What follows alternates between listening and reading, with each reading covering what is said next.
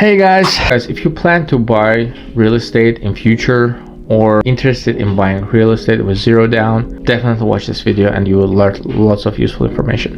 Since I've been trading real estate, since I've been in the industry, many people were asking me if there's a way to buy real estate in the United States with zero down. Although there is no specific answer to this because everybody's situation is different, there are three main ways that could be classified as very little money or zero money down. So I decided to make a video. Obviously, the most common way people buy and the most easiest way people buy real estate with zero money down is VET loans. What is a VET loan?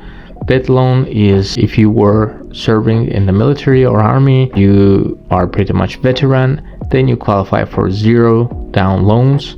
This is one of the benefits for the people who are serving to this country, and I think that is one of the best things that this country could do for those guys. Pretty much you go to any property you like.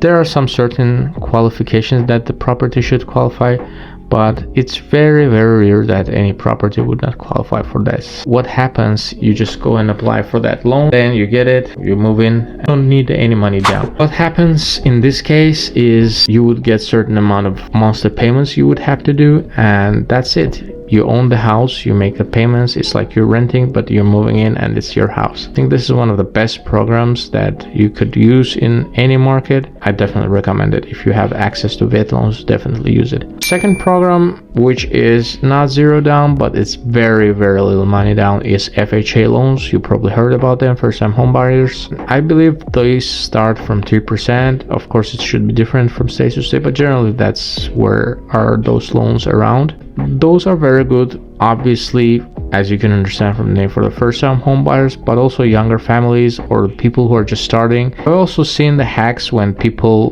before marriage, so you're dating your girlfriend, you're buying your first property with a first time home buyer's loan, and then she buys her first property as her first time home buyer's loan, and then when you marry, obviously you move in together, and one of the properties people end up renting.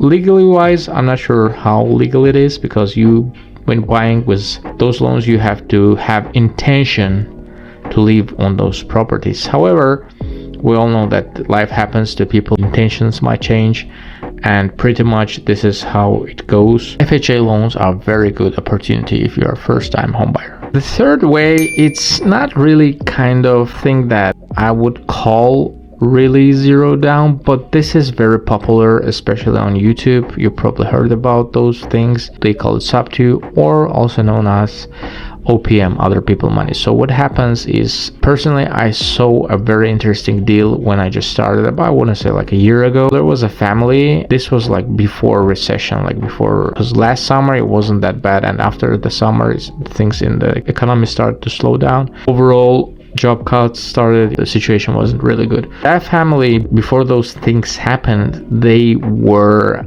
negative on their balance for their house. So what happened, they cashed out. They did not really do a good math, which is really super important. Pretty much whatever you do, business, real estate, doesn't matter, you math have to match.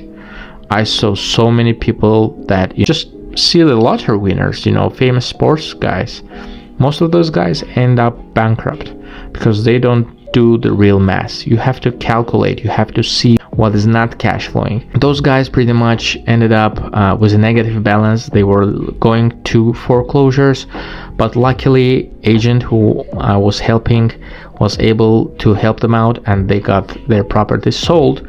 But those guys, the people like those guys, are really good opportunities to buy the property, to take over loans from them, especially with the loans that we have right now. Again, I'm not a sub-2 guy, but if you would research that, it's very popular thing currently. This is one of the ways to buy zero money down houses. Lastly, but not least, I think this is not definitely a way to get zero money down house, but again, you could use very low amount of money to buy this type of properties, which is super cheap houses.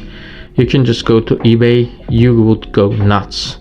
Some cities, I've seen properties being sold for free. Of course, it's in horrible condition, but still, come on, like it's a free house. Who doesn't want it? If you're not married, you don't have kids, you really can travel around, this is definitely an opportunity to use, guys. I'm telling you, especially in the cities that were abandoned, like places like Detroit, those bigger cities that used to be very vibrant and not anymore. I think those places are really good opportunities. You can just buy the property in the right neighborhood, which is also very important, renovate it a little bit, and maybe sell for a profit or rent it out. Definitely I would recommend to use this opportunity. Sites like eBay, classifieds, and you would find those type of properties all around the place. Recently we actually had a flip with one of the investors where we had an RV that I was giving away for free. It was in horrible condition. I think it had some mice inside. Obviously it was not livable, but when I posted it on the Craigslist as a free ad, you could not imagine how many calls I got. So if you're really starting, you have no capital, this is definitely a way to leverage. You could use one of those 4 methods or 3 methods, get your first real estate. The thing with real estate is that whenever you get your first real estate, it starts to snowball. Very important to start. I know the guys who are actually in real estate and they're not buying their own real estate. This is nuts. I mean, first thing that I did when I came to America was buying, obviously not straight out of the plane. That was my main goal. I have to buy property here. This was one of the best financial decisions I made.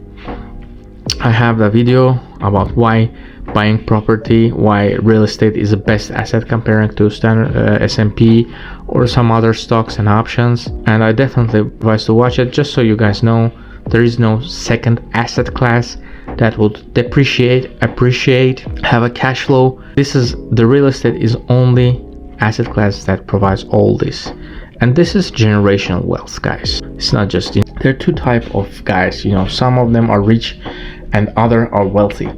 So it's really important to be wealthy, and it's really important to understand the difference. If you make money, you make a good salary, or you make a good commission, then you're rich.